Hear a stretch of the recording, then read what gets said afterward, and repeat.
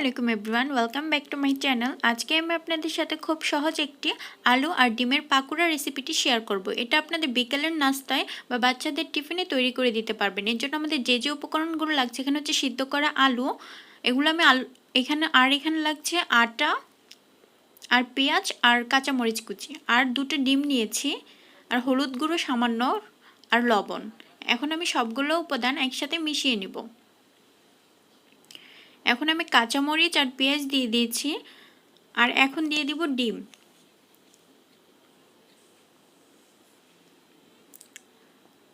আর এখন আমি আটাটা দিয়ে দিচ্ছি।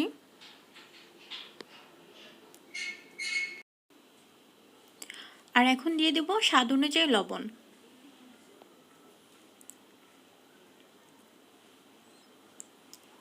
আর এখন সামান্য পরিমাণ হলুদ রঙের জন্য সবগুলো উপাদান একসাথে নিব।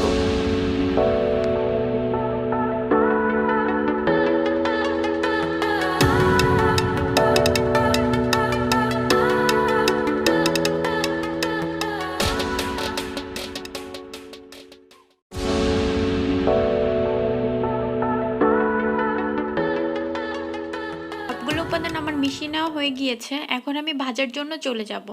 আগে আমি একটি প্যানে তেল গরম বসিয়ে দিয়েছি। এখন সবগুলো ভেজে নেব এক এক করে।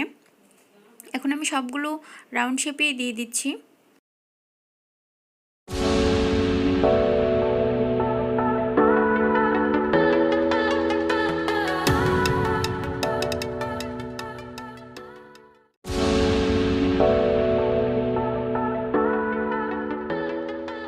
ভালো করে সিদ্ধ হয়ে এজন্য আমি এগুলো উল্টিয়ে দিচ্ছি।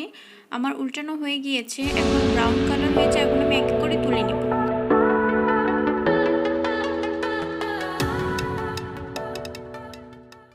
রেসিপিটি ভালো লেগে থাকলে তাহলে অবশ্যই আমার চ্যানেলটি সাবস্ক্রাইব করবেন। Thanks for watching. আল্লাহ হাফেজ।